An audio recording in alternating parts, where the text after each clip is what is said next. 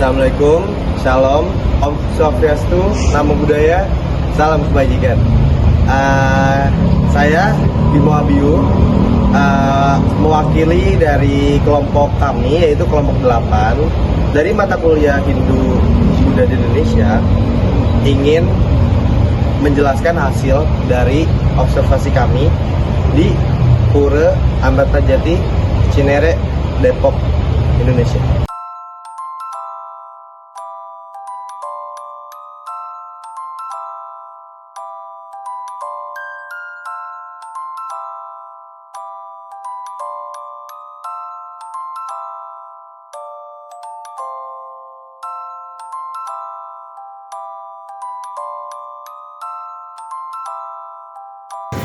Jadi pura ini dibangun oleh para umat Hindu yang ada di sekitar sini, terutama yang dimotori oleh Bapak Nyoman Mastre. Orang dulu beliau di TNI Angkatan Laut. Makanya ini kan lokasi di perumahan Angkatan Laut gitu. Jadi sekitar tahun 80-an ya. Nanti mungkin kita lihat tepatnya tahun berapa gitu. Itu kira-kira. Jadi emang tujuannya untuk memberikan tempat ibadah bagi umat Hindu yang ada di sekitar gitu. Nah itu kurang lebih yang pertama. Terus tantangannya nanti ini ya, kalau yang lebih jelas sih ke beliau sebenarnya, tapi yang kami dengar dulu cukup tidak banyak tantangan dari warga sekitar, karena yang pertama izin pertama diberikan oleh TNI Angkatan Laut. Jadi kemudian izin sekitar sini juga warganya kan warga yang plural. Artinya banyak dari Angkatan Laut kan sini, jadi warganya cukup mengerti. Jadi nggak seperti yang di tempat-tempat lain ada penolakan dan seterusnya, itu kita nggak terima penolakan itu.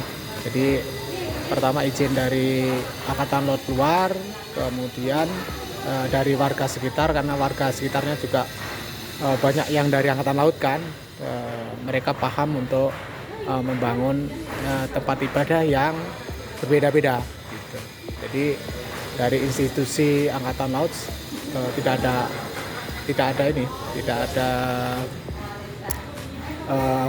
hambatan yang berarti lah.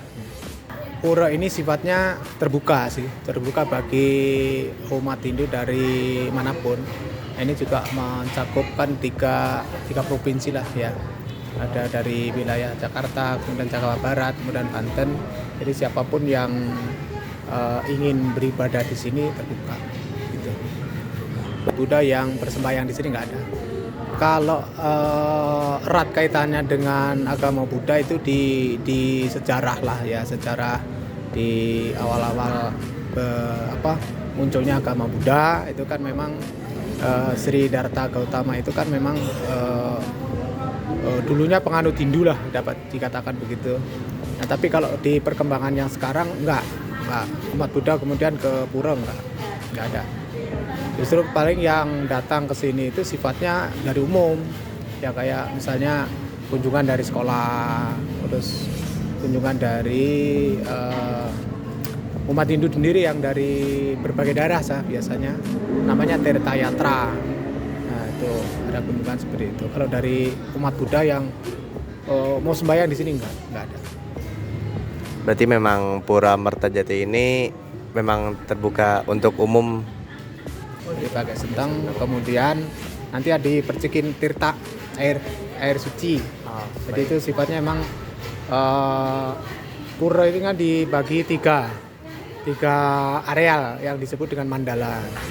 Yang pertama Jaba Mandala atau Nista Mandala yang di sekitar sini ya, parkiran. Kemudian yang Madhya Mandala tengah, Jaba tengah gitu, yang sifatnya untuk melaksanakan kegiatan-kegiatan ini. Kemudian yang satu lagi yang tempat untuk sembahyang itu namanya Utama Mandala. Nah, ketika masuk ke Utama Mandala sana harus sepatu, sendal lepas, meskipun itu tanah ya, jadi nggak di itu. Kemudian pakai apa namanya, ikat selendang itu, senteng namanya. Kemudian dipercikin tirta penglukatan. Jadi untuk yang masuk itu memang diharapkan yang bersih gitu. Yang paling tinggi ini namanya Padmasana. Yang paling tinggi ada Padmasana. Ya. Kalau sebelah kanan ini Anglurah.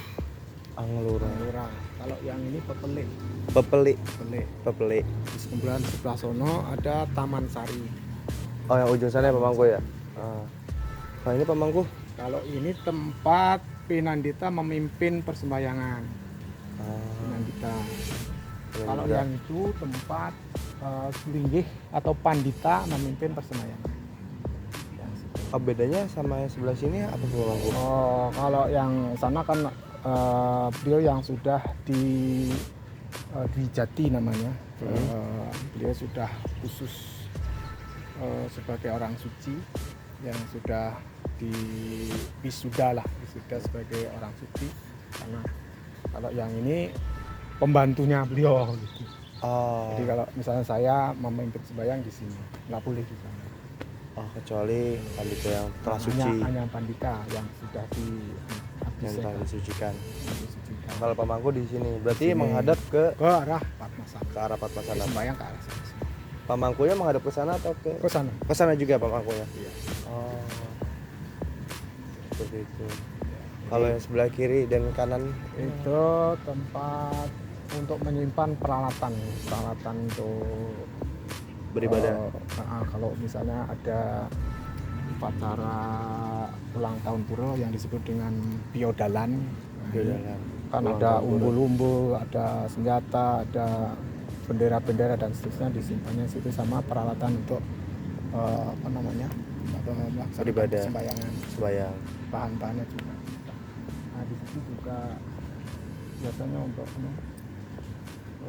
tempat menyimpan juga peralatan, tapi tempatnya juga sebagai kalau ada kegiatan yang berkaitan dengan upacara gitu. Terus kalau hujan juga biasanya berteduh di situ. Kak sembahyang.